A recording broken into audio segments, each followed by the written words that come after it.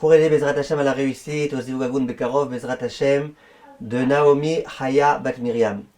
Chers amis, nous nous trouvons dans une génération assez difficile. Nous savons que Bezrat Hashem, le Mashiach, doit bientôt arriver. Nous attendons le Mashiach. Et d'autre part, nous sommes tellement assimilés parmi les autres peuples. Je ne parle pas forcément de la véritable assimilation dans laquelle on n'accomplit plus aucune mitzvah. Mais regardez, les idées des goïms, combien elles pénètrent notre cœur, notre esprit, combien des choses qui devraient tellement nous choquer, ça devient quelque chose d'un petit peu naturel. Combien tout type d'appareils, desquels on devrait s'écarter à fond, on les tient entre nos mains. Il y a une très grande assimilation. Et nous nous posons la question, qu'est-ce que nous devons faire, Bezrat Hashem, pour pouvoir accueillir le Mashiach bientôt et pouvoir être digne de recevoir le Mashiach? Vient le Meshech Chochma et il dit la chose suivante. Il est écrit dans le Midrash que les Bnei Israël qui étaient en Égypte, ils sont arrivés à un niveau d'impureté terrible, à tel point qu'il est écrit qu'eux aussi, ils s'adonnaient à l'idolâtrie. Terrible. Simplement, il y avait quelque chose de particulier, dit le Midrash. Par le mérite de quoi ils ont été sauvés?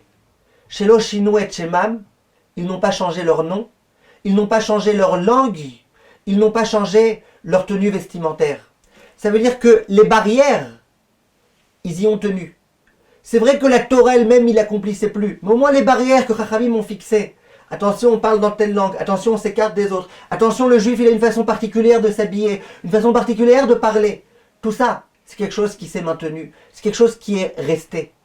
Il est écrit que c'est grâce à ça que la Géoula est venue. Et Chachamim disent que c'est grâce à ça que la Géoula viendra. Même si nous nous trouvons dans une situation dans laquelle nous ne méritons pas la Géoula. Parce que tellement de mitzvot, nous avons du mal à les accomplir. Parce que nous nous sommes écartés d'Akadosh Baruch Hu.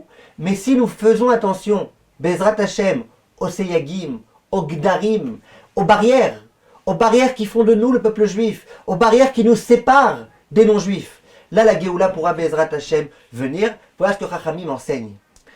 C'est la raison pour laquelle il est écrit de façon explicite que il est écrit dans le Midrash. Comment Moshe Rabbeinu il savait quand il était auprès d'Akadosh Baruch Hu pendant les 40 jours et 40 nuits, comment il savait c'était quand le jour, c'était quand la nuit? Il est écrit que lorsqu'Akadosh Baruch Hu lui enseignait la Torah orale, il savait que c'était le jour, la nuit.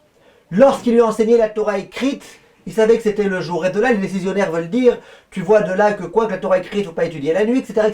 J'en ai parlé dans mon livre Lever et coucher de A à Z, où j'expliquais ce qu'on a le droit de dire les télim la nuit et compagnie. Mais en tous les cas, vient le Meshech Chochma, et il explique. Il dit, la nuit, c'est l'obscurité. La nuit, c'est la galoute. Pendant la galoute, qu'est-ce que le peuple juif, il doit étudier? Il doit étudier la Torah orale. La Torah orale, c'est toutes les xérot de Chachamim. C'est toutes les barrières que Chachamim ont mises pour pouvoir protéger le peuple juif de ne pas en venir à commettre une avéra. Par contre, quand il fait jour, quand il fera jour, quand le Mashiach viendra, on ne s'attardera plus tellement aux barrières. Là, on pourra s'attaquer, Bezrat Hashem, au Gouffé Torah, ce qu'il appelle, à la Torah elle-même, à la Torah écrite, à ce qui est écrit dans la Torah. Il n'y aura plus besoin de tellement de barrières. Ce sera plus ça l'essentiel. Et pourquoi? Explique le Rav et il dit, avant que le Mashiach arrive, la plus grande angoisse, la chose la plus grave qui pourrait se produire, c'est qu'on s'assimile. Et donc, ce qu'il faut absolument qu'on fasse, c'est qu'on fasse en sorte de garder, de mettre nos distances. Parce que c'est la chose la pire. Au moment où le Mashiach sera là, et où les nations du monde, elles seront toutes là pour nous servir, et où la grandeur d'Akadosh Baruch Hu sera reconnue de tous, là, il n'y aura plus aucune crainte.